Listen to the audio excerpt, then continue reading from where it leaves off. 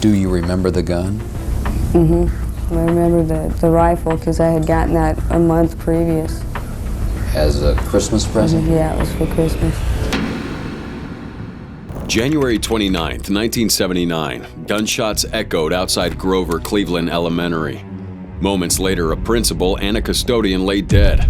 The shooter was a 16-year-old girl. When asked why she did it, Brenda Spencer coldly replied, "I don't like Mondays." She wasn't the only one. These are some of the youngest female school shooters in history.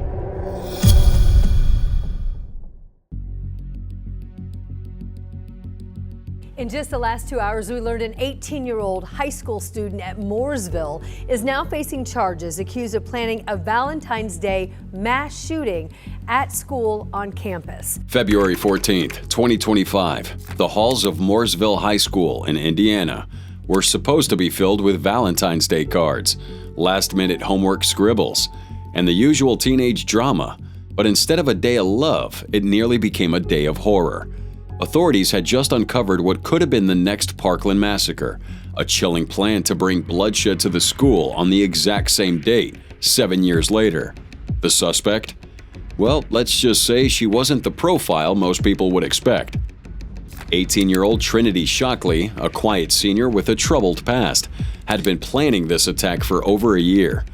She idolized Nicholas Cruz, the shooter responsible for the 2018 tragedy at Marjorie Stoneman Douglas High School.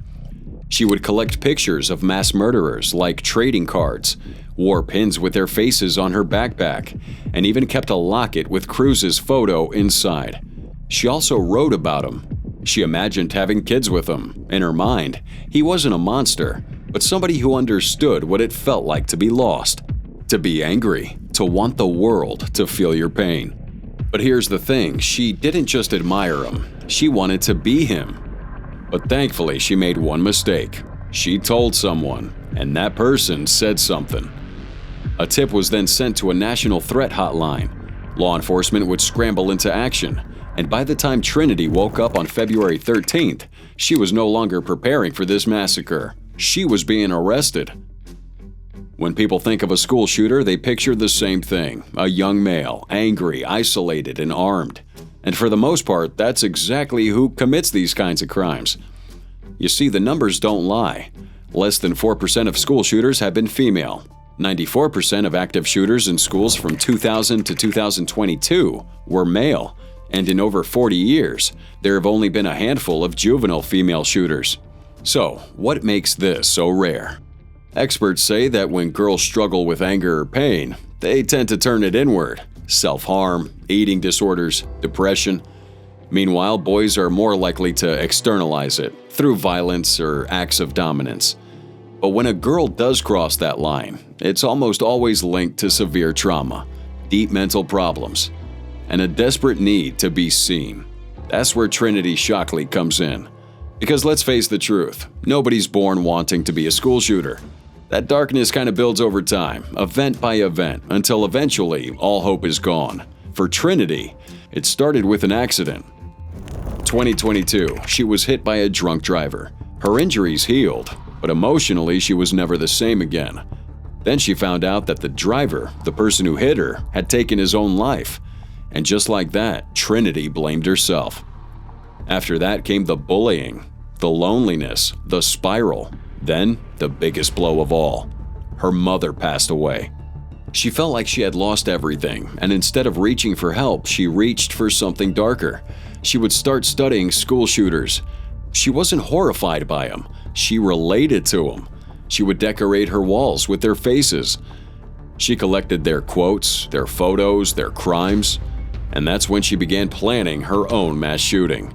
For a year, she kept her secret. She mapped it out, picked a date, Valentine's Day, picked her victims, bought a bulletproof vest, and then she got too comfortable. On Discord, she would brag about her plan. She wrote on a channel, "Parkland Part 2. I've been planning this for a year." And the most chilling part, one of the people on her target list was her best friend. That's when someone decided to step up. A tip was sent off to the Say Something hotline, a service set up after Sandy Hook to prevent school shootings. Now that tip set off a domino effect. The FBI got involved, then local police, and by the next morning, Trinity's world had flipped upside down. When police searched her room, they found exactly what they feared: a collage of mass murderers plastered on her walls, notebooks filled with violent writings, swastikas, and disturbing sketches, a locket with Nicholas Cruz's face inside, and in her father's room, an AR-15, magazines, bullets, and a tactical vest. And when faced with the overwhelming evidence, Trinity didn't deny any of it. When she spoke to her school counselor, she openly admitted that she was in love with Nicholas Cruz. She talked about how she wanted to have children with him, children she had already named.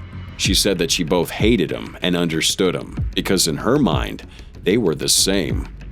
She had lost her mother, she had been bullied, she had been hurt, and now she wanted to hurt others. But thankfully, she never got that chance.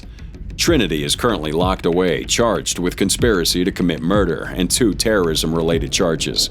A judge has called her a significant threat to herself and the public and ordered full psychological evaluations before even considering bail.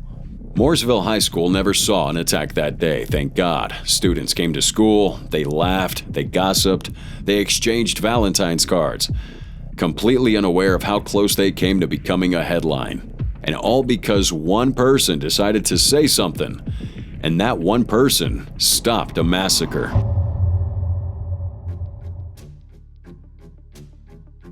I don't sit here and plan on how to go out and kill people and stuff like that. That's not how I am or who I am. January 29th would start like any other school morning.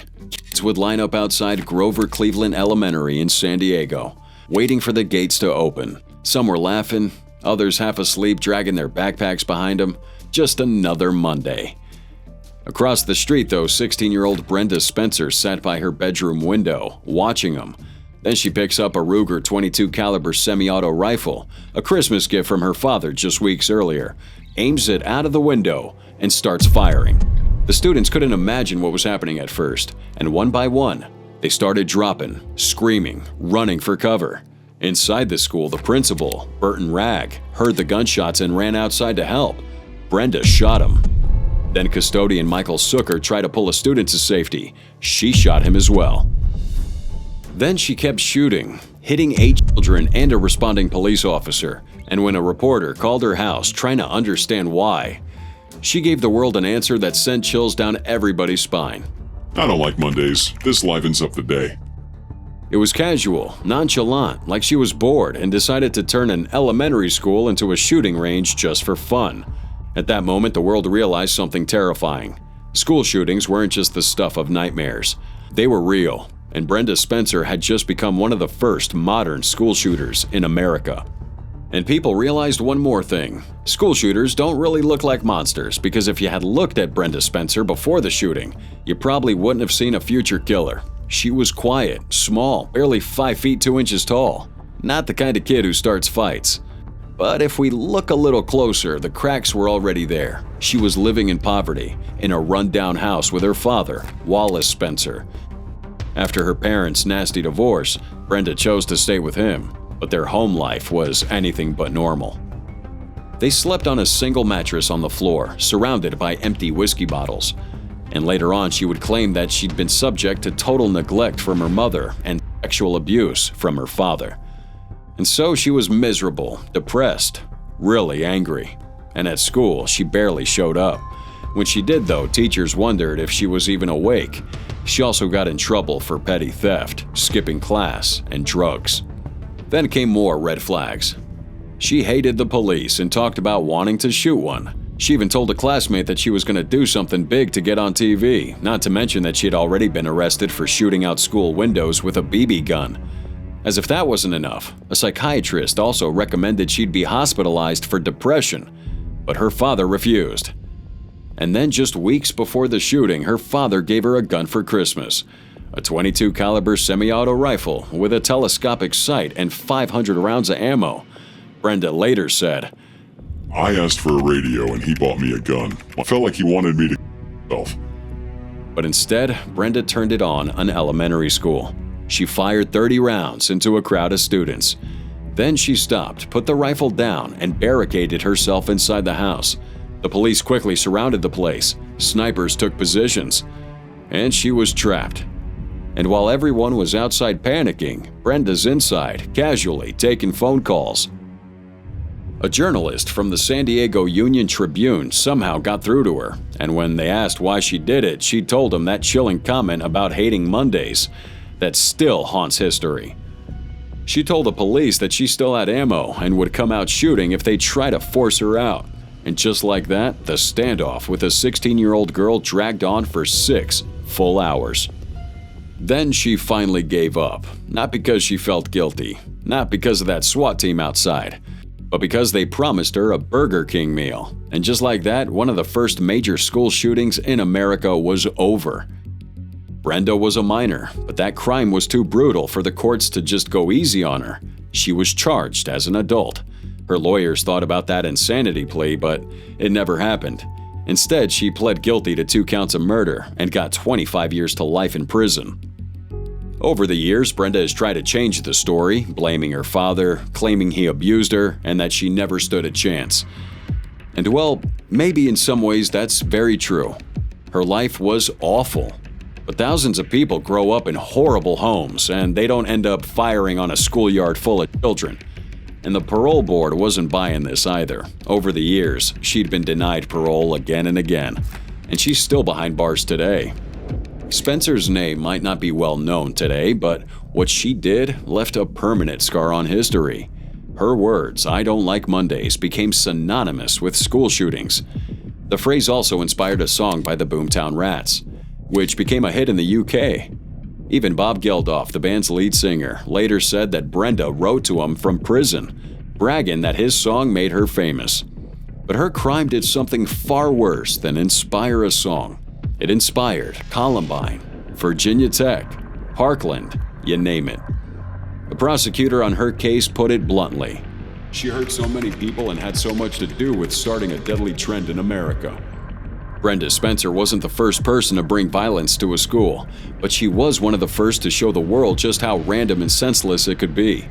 And that's what makes her story so terrifying, because anyone looking for an excuse to cause pain, to lash out at the world, can hear those words and think, Yeah, I don't like Mondays either.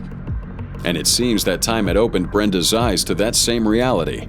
She herself has admitted that her actions may have indeed led to other similar attacks. In fact, in 2001, she told the parole board, With every school shooting, I feel I'm partially responsible. What if they got the idea from what I did? Every day I live with, the knowledge that I took the lives of children. And that's real difficult.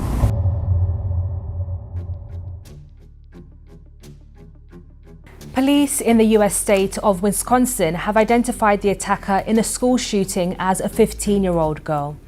A teacher and a student were killed, and 6 students were injured. December 16th, 2024. Just another day at Abundant Life Christian School in Madison, Wisconsin, with students sitting in study hall, probably counting the minutes until their next class. Nobody knew that 15-year-old Natalie Rupno was about to change everything.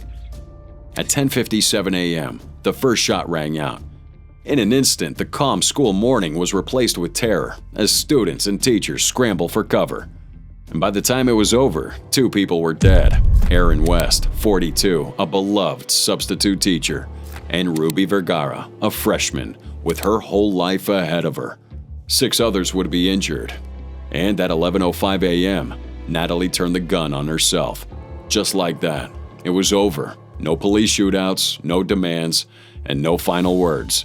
Just a classroom full of shell casings and shattered lives. Now the question on everyone's mind was the same. Why? But as investigators started digging into Natalie's past, her social media, her connections, they realized something disturbing. This wasn't random. This was planned. And in the most terrifying twist of all, she wasn't acting alone. Natalie wasn't the kind of kid who stood out. She was quiet and kept to herself. But if you look closer, her life was really a ticking time bomb. Her parents, Jeff and Melissa Rupno, had a messy history. Married, divorced, remarried, then divorced again. For years, she would bounce between them, spending some weekends with her dad, some with her mom, stuck in the middle of custody battles and therapy sessions. At home, she was pretty angry, lost, and looking for control. And in August 2024, just 4 months before the shooting, she found something to hold on to. Her dad took her to a gun range. She loved it and decided to join a gun club, and she was good at it. Her father even posted a picture of her shooting, saying they'd been loving every second of it. But what he didn't know, what nobody realized, was that Natalie was already heading down a dangerous path. Photos and online accounts tied to Rupno reveal an unsettling obsession with infamous school shooters, including Columbine killer Eric Harris. She had started obsessing over mass shootings. She even wore a t-shirt linked to Eric Harris, one of the Columbine shooters. She would also follow neo-Nazi pages, school shooter fan accounts, and extremist forums. As police searched Natalie's home and combed through her digital life, they made a chilling discovery. She wasn't just obsessed with past shooters. She was talking to someone who wanted to be one. That person was 20-year-old Alexander Pfaffendorf, a man living all the way in California. They'd been messaging online, sharing their anger, their plans, their violent fantasies. And he had his own target, a government building. So on December 16, 2024, he was supposed to carry out his attack at the same time Natalie did hers. But for some reason, he didn't go through with it. She did. 2 innocent people paid the price. By 11:14 a.m., the school had been evacuated. Students, teachers, and staff all running for safety, not knowing if this nightmare was really over. Parents arrived, desperate for news. Were their kids okay? Some were, some weren't. For the families of Aaron West and Ruby Vergara, and even Natalie herself, the world fell apart. That night, the Boys and Girls Club of Dane County held a candlelight vigil. People would bring flowers, their tears, and some heartbreaking questions that follow every school shooting. How did we not see this coming? The FBI, local police, and the ATF worked together to piece Natalie's final months. What they found was pretty terrifying. As we mentioned, her social media was filled with posts about school shootings. But there was even more. We had a document. A manifesto started circulating online, a 6-page declaration supposedly written by Natalie. In it, the author wrote, I've grown to hate people and society. It's truly not my fault, though. Investigators are still trying to verify if it was really hers. But that message was clear. Natalie didn't see herself as responsible for what she had done. She blamed the world.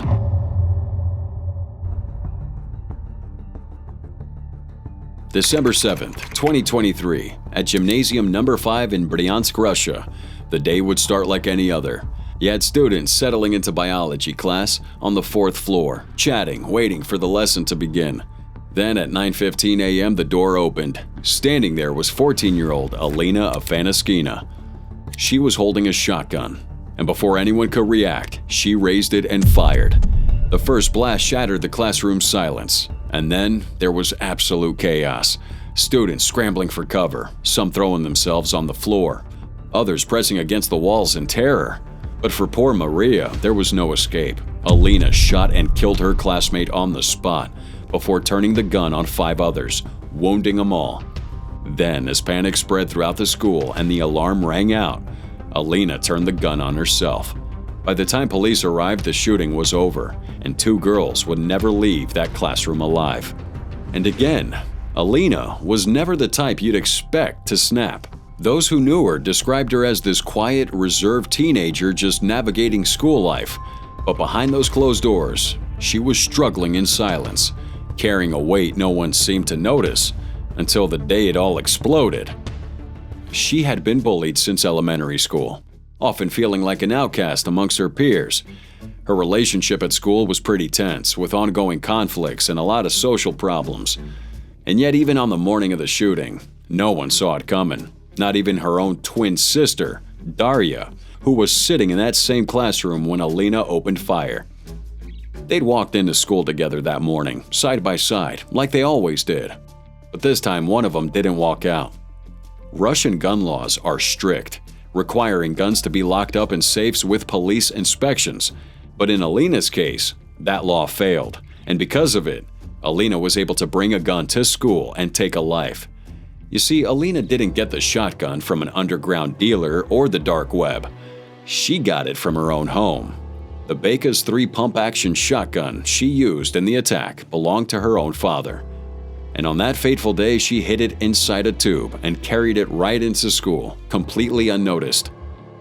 By mid-morning, the school was in lockdown. Students were evacuated. Terrified parents flooded the streets, desperate for news.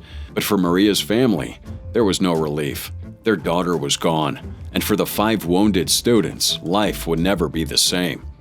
As for Alina's own family, especially Daria, who sat frozen in that very classroom, watching her own twin sister take her own life, there was nothing left but questions that would never have any answers.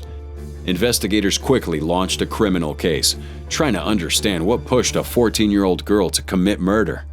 The immediate answer was bullying. Alina had been a target of harassment for years, something her classmates admitted after the shooting. But still, is that enough to explain what she did?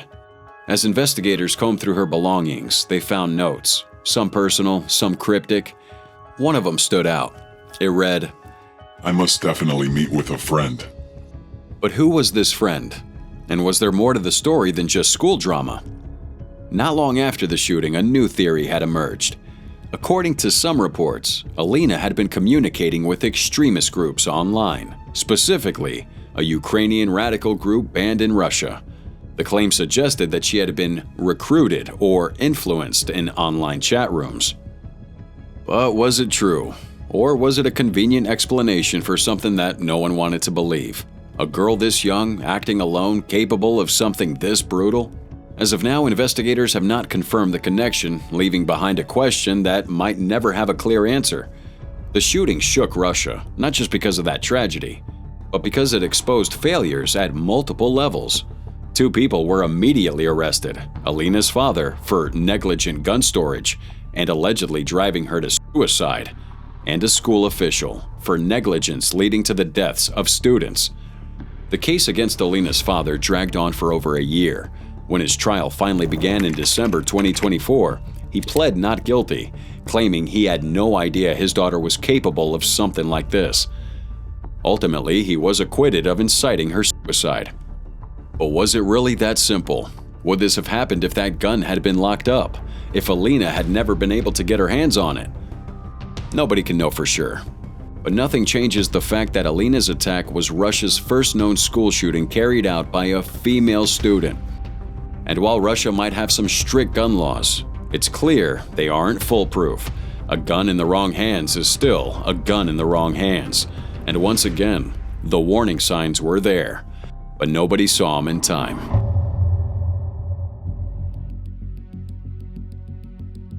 Shooting authorities revealing just moments ago that the shooter this time is a 6th grader, a female student who opened fire, they say, hitting 2 students and a custodian before they say a teacher was able to step in and get that gun. May 6th, 2021.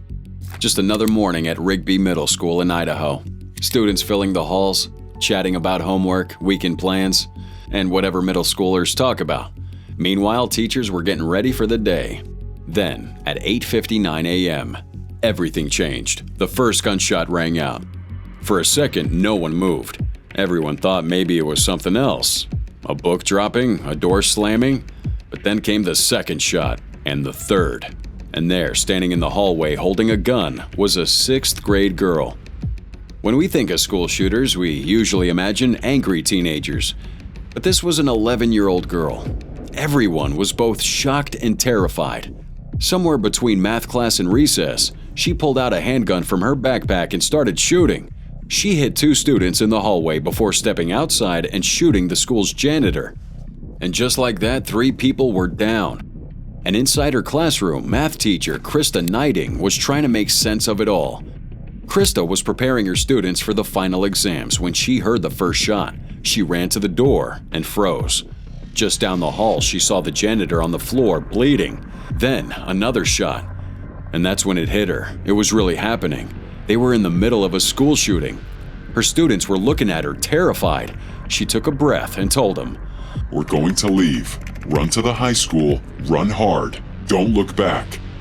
And so they ran. And then as Krista turned to help the wounded, she saw her, the shooter, a tiny girl, standing there with a gun in her hand. Narrating had seconds to react. She didn't panic or run away. She takes a step forward and quietly asks this little girl, "Are you the shooter?" The girl didn't answer. She just stood there, still holding the gun. Slowly, carefully, Krista reached out, placing her hand over the girl's hand, the one gripping the gun, and then with gentleness that seems almost impossible in a moment like this, she slid the gun out of her grasp. The girl didn't fight. She just let it go. And once the gun was gone, Krista pulled this girl into a hug, held her in close, and whispered to her, comforting her. She kept telling her, "It's okay. You're okay." The girl started crying. Krista later reflected on this moment, saying, "I just kept hugging her and loving her. I just kept telling her, we're gonna get through this together." Because Krista didn't see a monster. She saw a lost child, one who had made a very terrible mistake and didn't know what to do next. And so she just held her until the police arrived. Because I thought, this little girl has a mom somewhere that doesn't realize she's having a breakdown and she's hurting people. When the officer approached, Krista gently told the girl, "He needs to put you in handcuffs now." The girl didn't resist. She didn't cry out. She just let them take her away. And just like that, it was over. In most school shootings, the shooter either dies or goes to prison for life.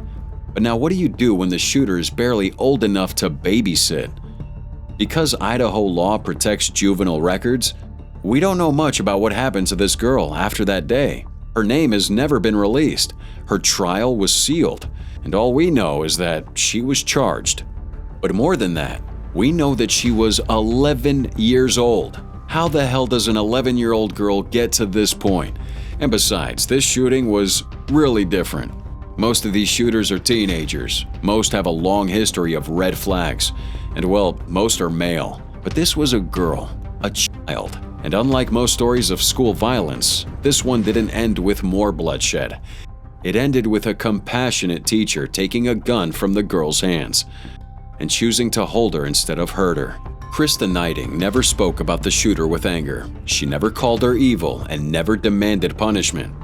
Instead, she would say something that's almost impossible for most people to accept. "She's just barely starting in life, and she just needs some help. Everybody makes mistakes. I think we need to make sure we get her help and get her back to a place where she loves herself so she can function in society."